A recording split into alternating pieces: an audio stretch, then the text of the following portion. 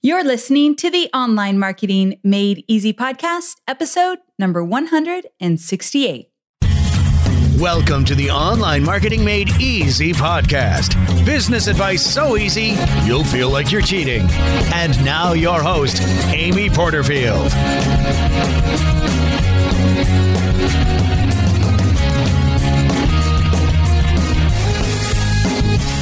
Welcome to another episode of the Online Marketing Made Easy podcast. I'm your host, Amy Porterfield, and today we are talking about live streaming video. We can't ignore it, guys. We got to dive into live video. We got to talk about what works, what doesn't work, what's working right now, and we definitely need to talk about the technology to make it all come together in a way that is incredibly strategic for you and your business. And that's what we're getting into today. Now, I can't do this episode alone because we all know I am not an expert at live video. However, I have friends that are.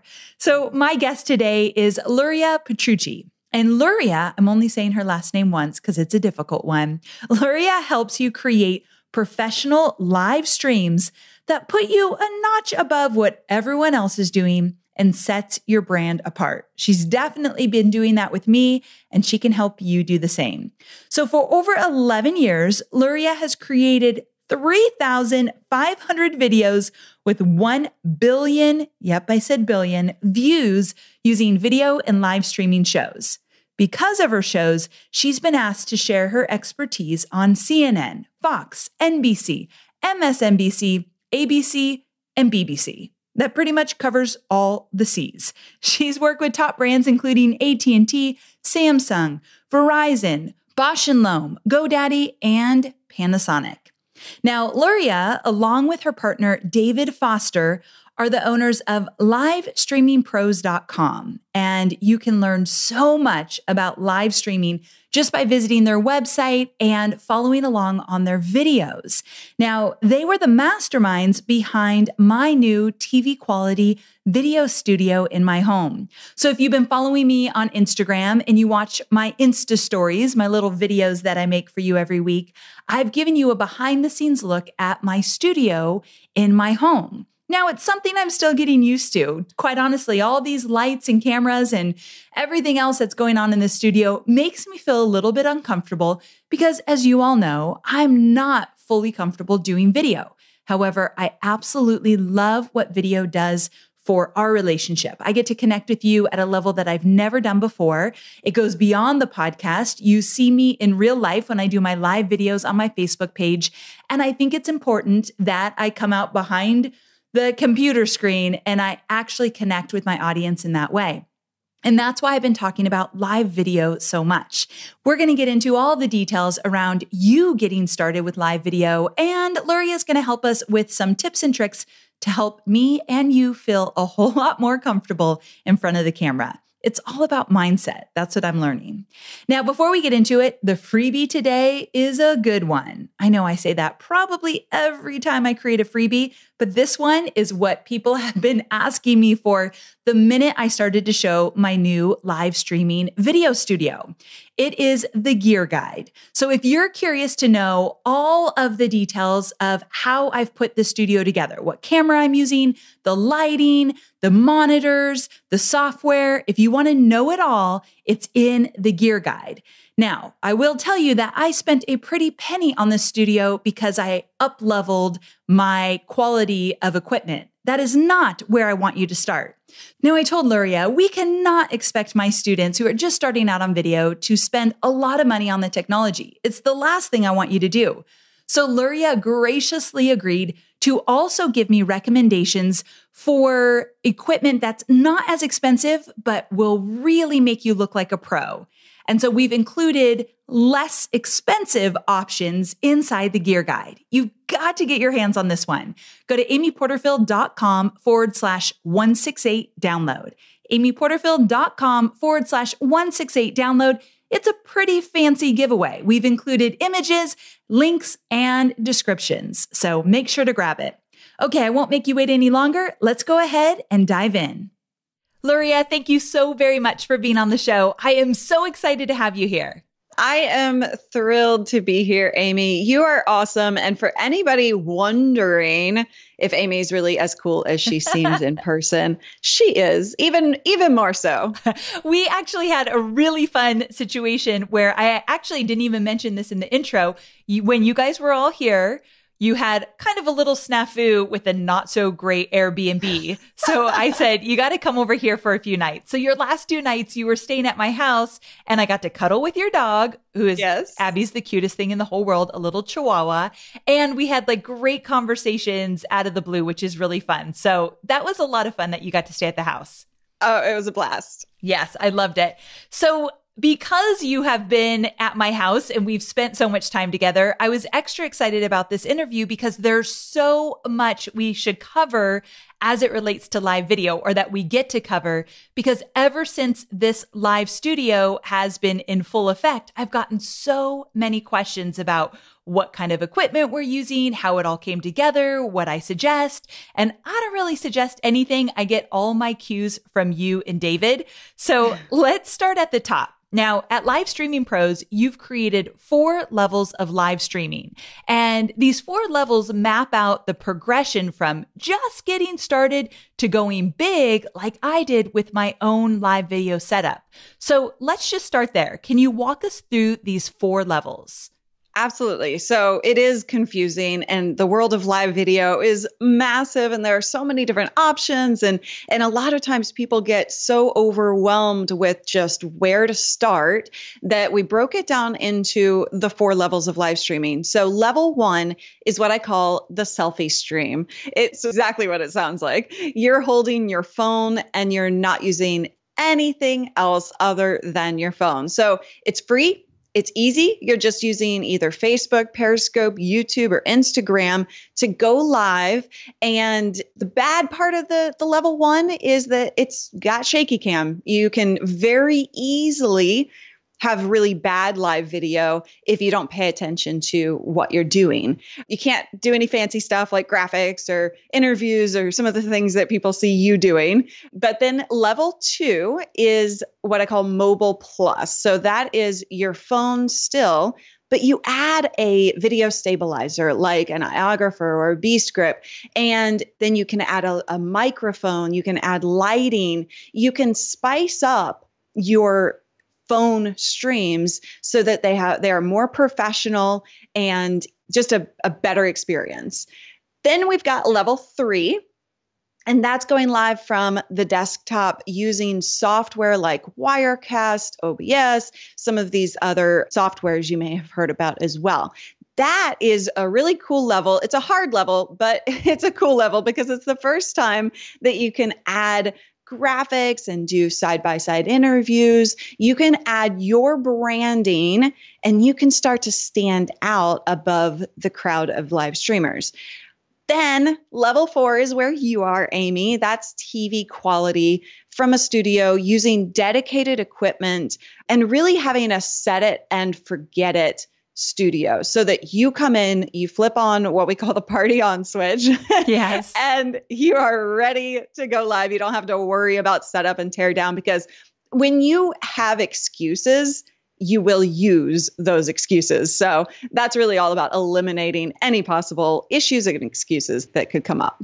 Okay, so this is great. I love the level 1, the selfie stream. And I really do believe that's where we all start. Absolutely. But most of us move from that pretty quickly, because I'm glad to hear that I'm not the only one that was creating shaky videos. Like, I thought maybe I had a problem. They were so bad. So level 2, getting into adding a mic and light and video stabilizer. But where I really want to encourage my listeners to get to is that level 3. You may never think that level 4 is something that you need. You might not have the room for it in your house, or you might not want to pay all the money to go to a level 4 TV quality. But I feel like you could do some really great things and look pro in level 3. Would you agree? Absolutely. Now, level 3 takes extra time, extra work, extra money than, level 1 or 2. And so before you get to level 2, I'd really like you to get used to going live from your phone on a level 1 or 2, just because that process of going live, it's scary. It has what I call the live adrenaline monster. Because, you have all these fears and you have all these things that are going through your brain. So you got to get used to that process before you add everything to it. Now, you definitely want to move towards that more professional stream for sure. But I also want to make sure that you're not doing more than you can handle. That's always a point of failure for people. I see people day in and day out all the time going to level 3 and failing just because they're not sure of all the ins and outs of it. So I want you to be aware of things, before you dive into it. So, but that's a whole other thing. But, I think level 3 is a fantastic level. It just comes with its issues, just like any other. So easing into it is always a good idea. Absolutely. I call it kind of layering complexity, right? You've got to start. You always need to start small and add your complexity. You definitely want to move fast in this world of live video, but you're always going to use a level 1 or level 2.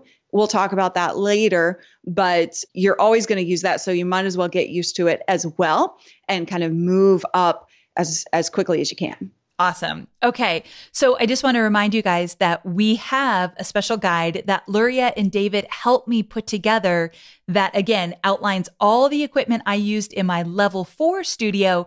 But then we are also giving you recommendations and links so that you can get good in level 2 and level 3 as well. So you can get it at amyporterfield.com/168 download, and you will love it. We've included images, like I said, a lot of links to make it really easy. So definitely get your hands on that.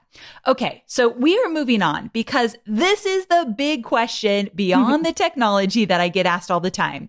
What advice do you have for someone who hates seeing themselves on video? Don't we all? And that coming from you, that blows my mind, because if you guys have ever seen Luria on video, she is an absolute pro. We got the chance to watch some of her videos. It's funny. Her partner, David, said, you've got to see some of the videos where she's using a teleprompter, because you'd never guess it, because we added a teleprompter to my studio and I am not really smooth on teleprompters. So we watched some videos and I could not believe it. So you are amazing on video, and you're saying that even you sometimes don't love to see yourself on video. Well, I never like to see myself on video. I can't believe it. No one does. It's a rare occasion that you find somebody who loves to watch themselves on video. It's really important to watch yourself on video because it teaches you a lot. But the first thing there are 4 things that I want you to know if you are feeling that way. And the first thing is, it's not about you. It is truly about your viewer, and it's not about you. That's easier said than actually putting into practice. But what I want you to think about is, okay, can I pull out a movie reference here? Please do. I so rarely do this because I am not a pop culture person. I'm not even going to know the movie. Watch, I just have a feeling. Oh, you better. Okay. If you don't know this, then you have a problem. I'm nervous. Beauty and the Beast. Oh, okay, good. I thought you were going to bring some sci-fi thing up, and I don't know any sci-fi. Okay. So Gaston, yes. Right? I'm trying to say it with a French accent. I'm failing miserably. So he, if you think about him, he's always looking in the mirror. He's always like, oh, ooh la la, I'm awesome. Yeah, all this stuff, right? Yeah. And it is when you are thinking about, oh, I don't look good on camera. I have this or I have that. Remember Gaston. You are actually falling into that realm of kind of selfishness, if I can call it out like that. Yeah. And thinking about yourself more so than the viewer. So you've got to turn it around off of yourself and turn it onto them. And if you can focus on content and community, you start to involve your community members into the world of, you talk to them, you ask them questions. It really starts to turn around your self-consciousness. And one of the things that you can do, the third thing, so first of all, it's not about you. Second of all, focus on that content and community. Third, prepare. That will help you focus on the content.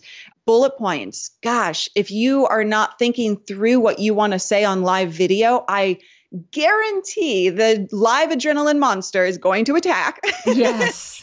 Because you're thinking about the fact that you have, oh my gosh, there are, 20 people watching or 100 people watching. Oh my gosh, there are no people watching. I think I said that wrong. I'm saying too many times. What was I going to say?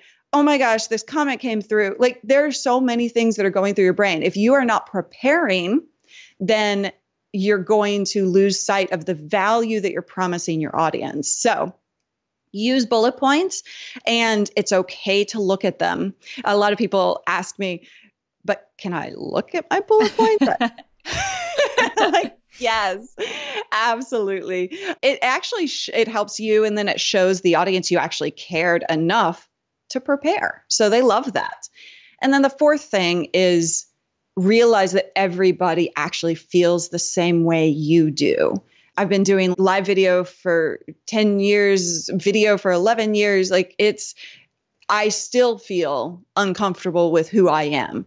I feel uncomfortable being on camera. I do not like being the center of attention, but I do it because I get to help people, because I get to, get people results for what I'm talking to them about, live video. And that makes me feel awesome. So I focus on that instead. I had somebody one of my students said, okay, so I don't like being on video because I have a lisp. And I said, okay, so I opened up Google and I looked up celebrities that have lisps. And you know what I found? What? A whole heck of a lot of celebrities with lisps. So if they can do it and they have a much bigger audience than any of us, why can't you? So true. The whole idea of it being selfish to only focus on how you look on video and the fact that it takes away from your audience getting the value from your content. That was a turning point for me. I remember the first morning when I woke up to come into the new studio to do my first live video, I had to tell myself, today's not about you. Today's about the content and about your viewers and them learning something. But I had to probably say that to myself 20 times to believe it. But because it's a hard thing for me, but that's so very true. So good stuff. Yeah. Okay. So I'm going to kind of not let go of this one because I'm going to build on it just a little. Okay. What if the person on video is genuinely awkward? So I'm not just talking about they're self-conscious. What if I say, or whatever, but we have all seen people that are really dedicated to doing video on Facebook once a week. They're just kicking butt on showing up every week, but they're just really awkward. And so what about that? So first of all, there's an audience for everybody, I believe. I've seen people that I may find awkward that have a huge audience. Great point. Right? Yes. So, there's that. So just realize that we are not for everybody, just as you tell people to make sure that they're not trying to market to everybody, that they focus on who they're trying to go to. That's a part of that, is realizing that our personalities don't attract everybody. I get told every day that I shouldn't be on camera. So crazy. When you told me that, I'm like, you are crazy. Now, at the same time, she gets told many, many times how great she is on camera, but she was reminding me that there's always someone that says she's terrible at it, and then more people that say she's better at it. But that person that says she's terrible at it just has to speak up. And it's just so crazy to me that people do that. But it's true. But if, let's say you are genuinely awkward on video, I know it's kind of like if someone thinks you are, thinks you're not. I get that. But what tips do you have to show up more natural? All right. So 5 tips for you.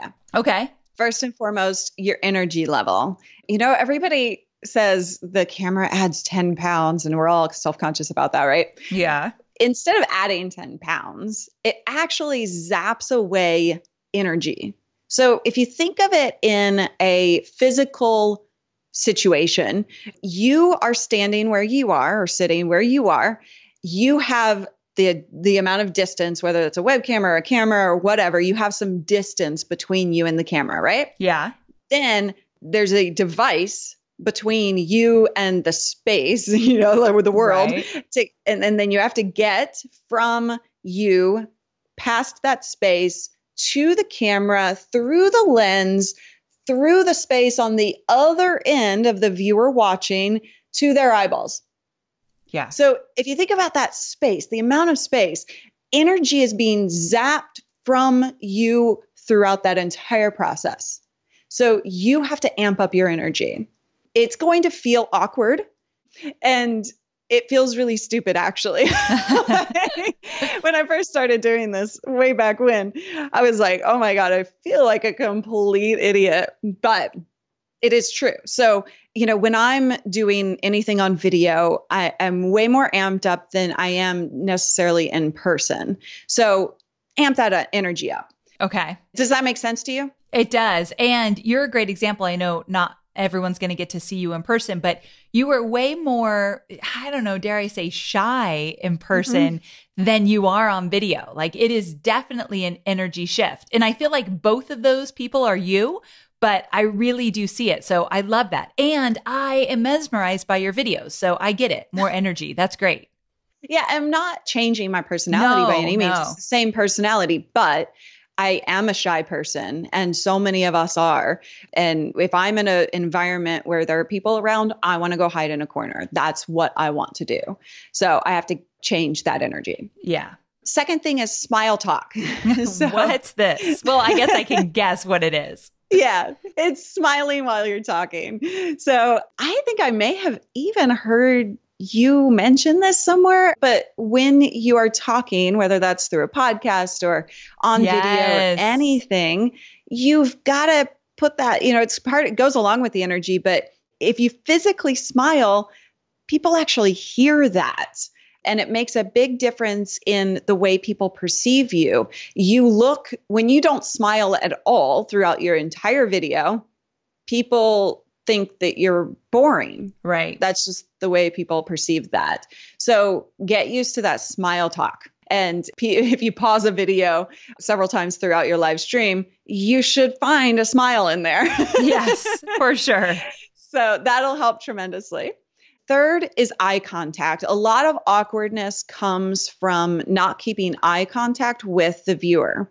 And how do you do that if you're not in person? You look straight into the lens. And if you're streaming at a level 1 or 2, that's the phone lens. And that's that tiny little dot that looks like nothing on your phone. And you have to stay focused on that. And, even so, if you're doing the selfie stream, and you're looking at you on camera on that screen on your phone, and you're trying to look at that tiny little dot, well, you're a lot bigger. So you're naturally going to look over to you on camera and kind of see yourself and watch yourself. So you've got to train yourself to stop that. Yeah. And to focus on that lens. Good stuff. Fourth thing, you ready to move on? I am. Do it. Okay. Get passionate. Why are you talking about what you're talking about? If you're not passionate about it at all, then I'm going to feel that as a viewer for sure. So there's a reason that you did this in the first place. There's a reason that you have your business. There's a reason that you want to help people. There's a reason why you started to do live video. And just before you go live, close your eyes for a second and tap into that. Think about it. Remind yourself, create a mantra for yourself if you have to before you go live to really tap into that passion that I know you feel. I like that. That is so true. I always know when I'm on a roll, I know my video is going to be good when I just kind of lose track of time, lose track of where I'm at. And I'm so into the content because I'm so excited about it. And it's easier to smile when you talk, when you are truly passionate about a topic. So totally. Yeah, I get that one. So, and I think the biggest thing and this is number 5, I think the biggest thing that makes people feel awkward or look awkward is that they are literally concentrating on the fact that they're on camera. So going back to that Gaston example, right? Or that they're freaking out about stuff. And so you have to be aware that with live video comes mistakes, comes things that will go wrong. Absolutely 100%. I guarantee you, if nothing else, something will go wrong, whether that's your first time out, third time out, or 100th time out. So don't freak out when those things happen. And so that will minimize a lot of the awkwardness that does come across. I like that one a lot because as I'm in this new studio, I've seen a shift in my energy and just a shift in my overall feeling comfortable because it's new. I'll get used to it, but I'm focusing very much on there are a lot of lights and cameras. So I'm not totally present and I've seen it in my videos. And so it's something I'm aware of. I'm so glad you brought up here and it's something we can work on. We just have to keep doing videos. It's like riding a bike. Just keep doing it and you get better and better and better. So it really is. Okay, good stuff. So we talked about the whole idea of I hate myself on video, or maybe you just genuinely are a little bit more awkward than the average bear. And if that's the case, I love these tips that you gave. So thanks for spending some time on really diving in. Yeah. Okay, so this next section is about live streaming from your mobile device. Most people have an iPhone, but not everyone, of course. So any kind of mobile device, I want to talk about it because I really do believe that level 1 and level 2 involve using your mobile for streaming. And I know you have a simple formula for making mobile live streaming a success. So can you walk us through that? Yeah. And this'll work on any level, really. There are different things based on what you're trying to accomplish that you can do with this formula, but this will get you started in the right direction. So first and foremost, the worst thing you can do, and the thing that so many people do. Oh, I'm nervous. I bet I do it. What is it? They open up the stream and they say, "Hey, can you hear me?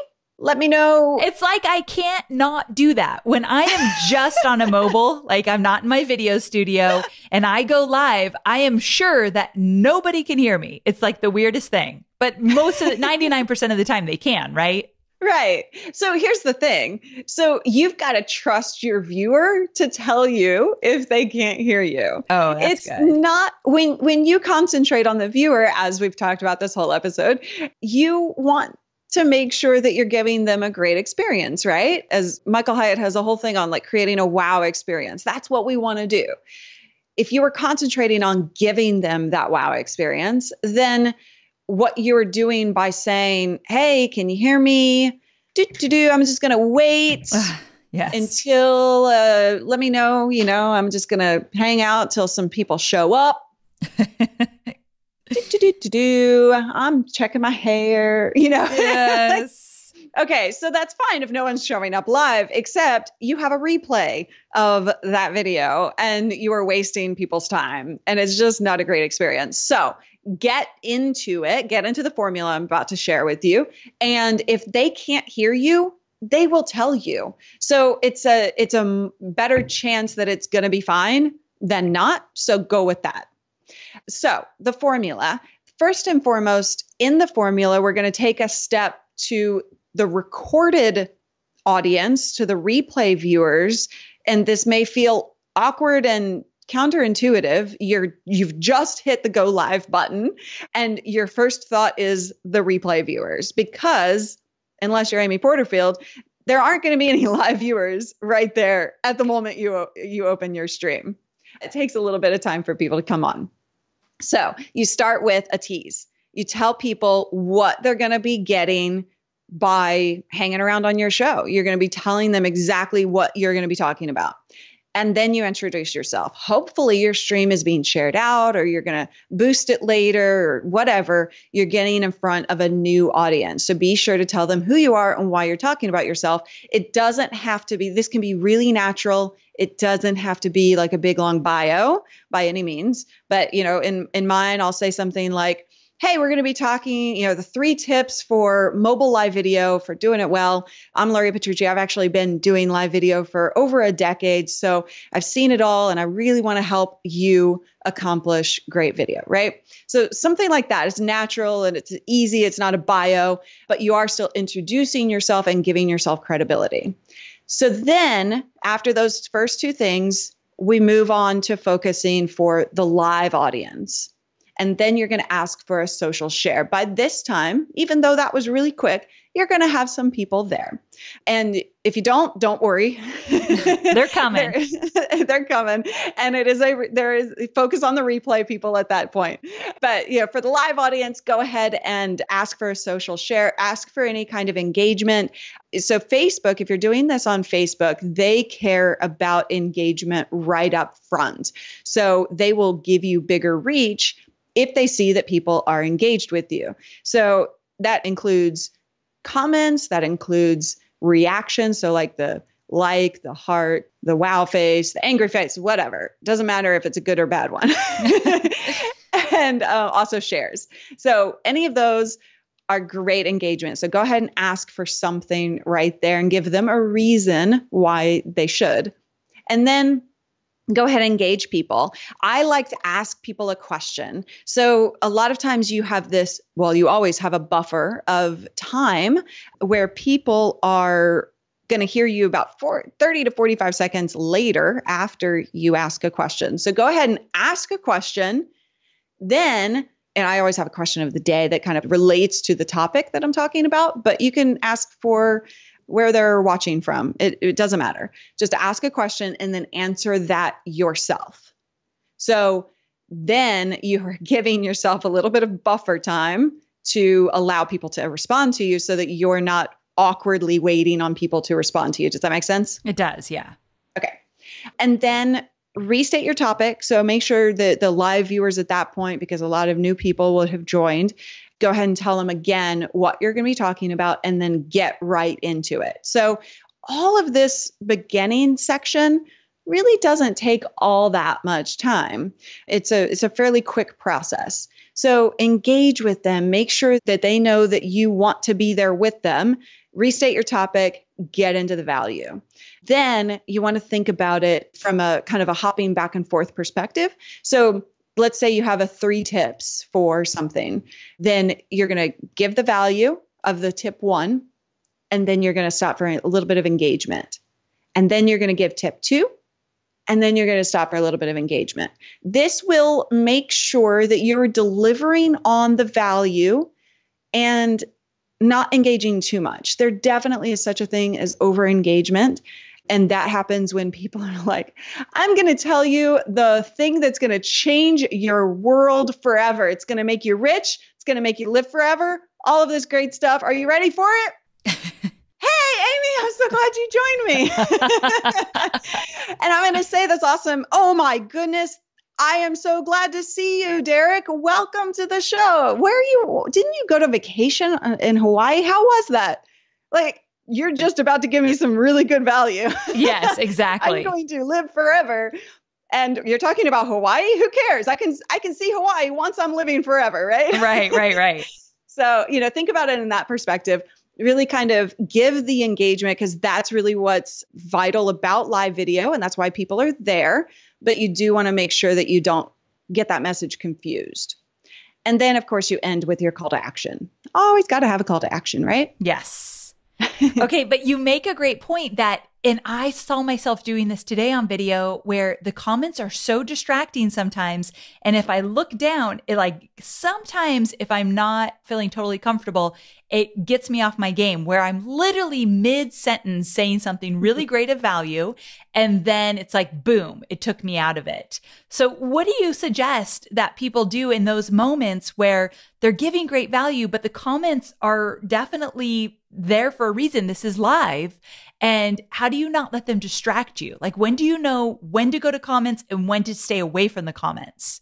If you focus on chunks, then that will definitely help. And literally, I don't look at the comments during that time. That's a great point. Just don't look. I had made the mistake of looking down and it threw me off. But if I just don't look, and then when it's time for me to respond to people, give some shout outs or whatever, then I'm fully there. Exactly. I think it's all about presence.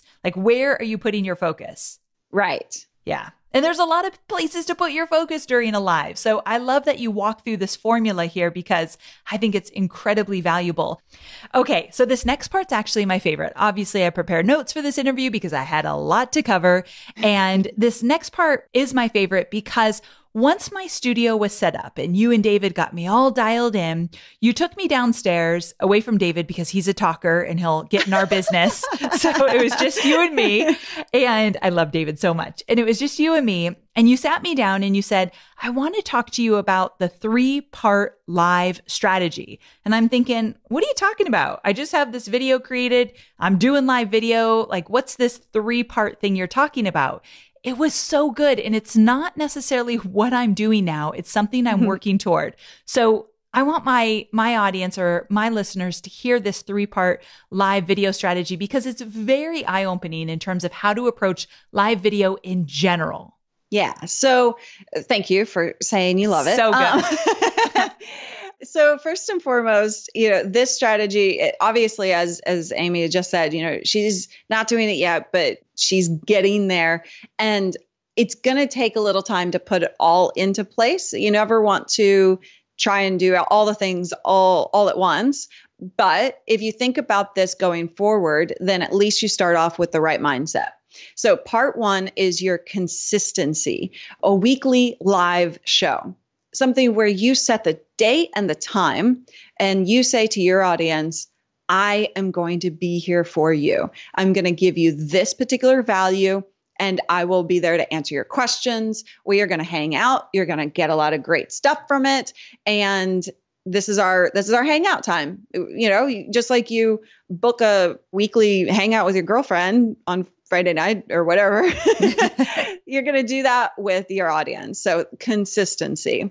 And this really builds trust because when they see that you are willing to put it on your calendar, they're going to return that favor.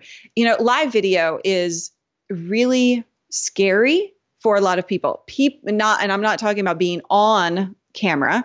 I'm talking about the investment in time that people have to take to join you on your live stream and interact with you. They have a lot of things to do. They're busy. And when they see you putting that commitment in, they're more willing to do so. And they know that you're going to be offering value and that they're going to be able to talk to you in person. They look up to you. You are, by default of doing any kind of video, blogging, podcast, whatever, you become a micro celebrity. So they want to join you for that, right? Yep. And so that we're going to tap into that micro celebrity in part 1 and part 2. So part 1 is that consistency, just making sure that they know when to join you and that you are there and solid. Part 2 is random life streams. So these are videos that you do unplanned from level 1 or 2. And you're this is really all about creating the relationship and building a really human connection. This is where live video really shines from an interactivity perspective, from a raw perspective, is the life streams. And I'm not saying live. I'm saying life. I thought she was when she explained it to me, but she's saying live. And these are the ones that I struggle with. They don't feel very natural to me and I don't do them enough, but keep going. So this is about bringing people into your world behind the scenes. So you could do a few things here. You could do behind the scenes of your business. People love to see, we're voyeuristic. People love that behind the scenes stuff. So allow them into your world. Show them what it takes to do your stuff, that you're providing to them. But also beyond the work side of things, also your actual life is really important. You don't have to show your kids on camera if you don't want to show your kids on camera. I'm not trying to push you somewhere that you don't want to go, but in Amy's case, I am trying to push you where you don't want to go because I want to get to know you as a person. I want to know, like LaCroix, I want to know that you do this or do that or what you like to do to hang out on a weekend. If you go to an arts festival or a music festival, well, you can't really be careful about music. Oh, yeah. That'll get you taken down, but copyrighted music. But, if you go to an arts festival, I want to kind of know what your taste in art is because I care about you as a content provider and somebody I already trust. I want to get to know you as a human being. Yeah. And, I was telling Luria that this is the one I struggle with just because for some reason it just doesn't come natural to me. But then I told her my most popular podcast was the one I did with my husband, Hobie. And I just recently did it 161 and it was by far the most popular. And she said, of course it was. You took people behind the scenes. You brought them into your life. You shared the personal stuff. I'm like, I know. And, you can save some stuff for you. And nobody wants to know gory everything, details, right? Everything. And I'm not super private. It just doesn't feel like, they're not going to care about this. But they do, because I watch everybody else's real life streams, as you say. So yeah, I get it. Yeah, I think it's when it feels uncomfortable, it's because you're like, well, they care about like my tips and my strategies. Right. They don't care about me, but they really do. And if you encourage that, they become even more loyal. Now, I mean, Amy, you don't have any problem with loyalty, but when you're building an audience or, if you don't have the years of experience that Amy has, that is a really, really powerful strategy. Yes. To get people more engaged and more loyal to you. And I don't mean this out of a manipulative kind of scenario, like you don't want to do this with bad intentions by any means, but it's about that connection. And like I said, I've been doing it for, many, many years. And I have people still come up to me today and say, I started watching you from your first episode. Wow. You've been watching that long? What's wrong with you? Right? But it's because I build that relationship. So I'll take people out on my stand-up paddleboard on the lake. And I actually use that as a little bit of promotion towards the weekly show. So when I did this particular video, I literally had my phone out on the water. Stupid, yes. But, I was doing a live stream from out there and I had something coming up, like a workshop or something the next day. And so I mentioned that. But it's not a hard promotion, but it is kind of allowing people to be a part of my life and then also using that as promotion. And by the way, before we move on to part 3, if you haven't started your weekly live show, use your live streams, your part 2, as a process to get them involved in the creation of your live show, your weekly show. So what do you mean by that? So the more involved they feel, the more ownership they feel, right? And so if you talk to them, hey, if you take your mobile phone, you're just going to go live from level 1 or level 2, and you start to go live and you start to tell people what you're working on and you involve them in each step of the process. Hey, I have my website up, or I'm thinking about this time. I'm thinking about this day. What do you guys think?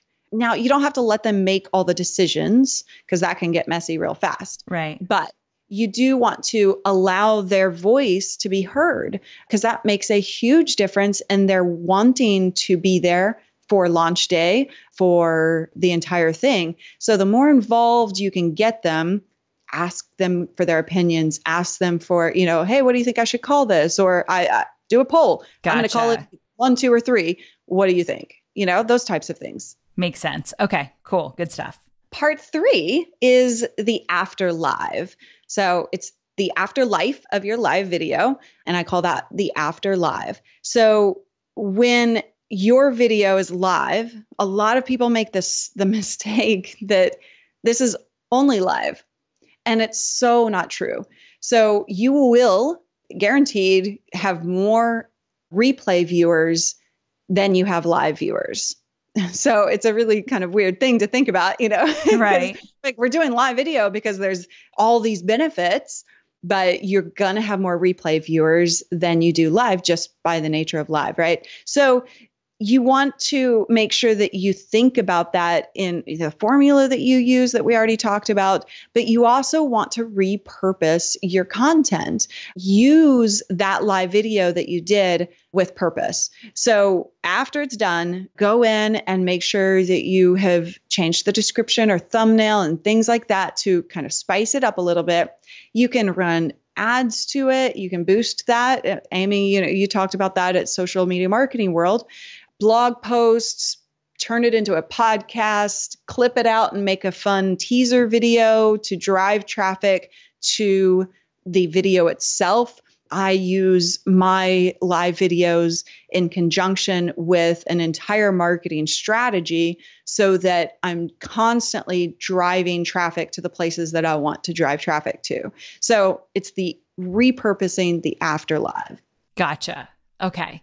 I love those. I love the whole idea of going live weekly and then doing the random live streams and then the after live. I thought that was brilliant. I'm not doing all that yet. I feel like I've only been doing the first one, but I'll get there. So a work in progress, right?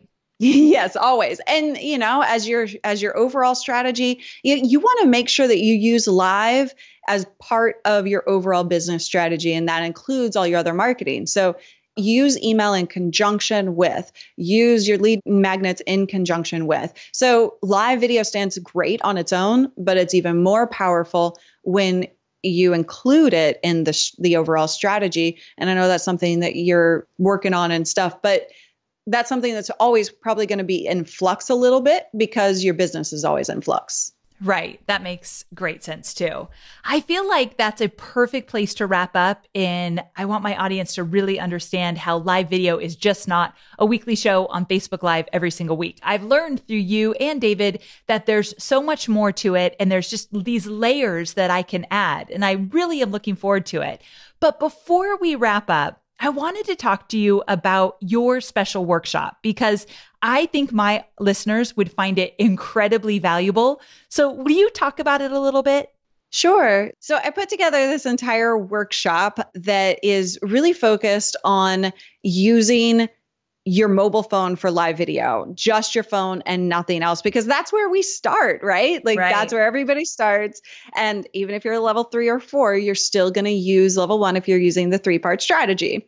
So it's really everything you need to know about going live from your phone. It may seem like it's pretty straightforward, but Amy, I showed you several things on Facebook Live Video on the app itself that you can do to make a bigger difference. Yes, yes. So I really focus on all the different platforms, Facebook, YouTube, Periscope, and Instagram, whatever your choice is, how-tos, best practices, how to use the little things that make that big difference in the quality of your streams. And I even have a couple bonuses. Ooh, I love bonuses. I know you love checklists, right? Oh, I really like a good checklist. So that formula that we talked about, I actually listed that formula out in a checklist so that you can have it printed, available to you during your live stream. And Perfect. Then also a before you go live checklist, which is important because your brain, again, that live adrenaline monster, you can just make sure that you're checking these things off before you ever go live. It's so good. I'm so excited about this workshop. You can go check it out at amyporterfield.com/live video. So amyporterfield.com/live video. It will take you directly to Luria's workshop. You are going to love it. And it's incredibly affordable, which is really cool. So if you want to get better at live video, this is definitely the first big step. So thank you so very much for being on the show. I absolutely love talking to you about all things live streaming. I feel like you are always in the know. So thank you so much for being on the show. Absolutely. Thanks for having me. So there you have it. I really, truly hope you found some tips and tricks from this special interview with Luria. Now, here's the deal. First of all, Luria's live video training is only $27. $27 to learn how to go pro with your smartphone when you're doing live video. Yes, please sign me up. So make sure to check that out. I'll link to it in the show notes if you didn't grab the link when we talked about it earlier. Also, remember, final reminder, you've got to get the live video gear guide that Luria and I put together for you. So if you go to amyporterfield.com/168 download, you can grab it right away. Thanks so much for being here with me. I cannot wait to connect with you again next week. Bye for now.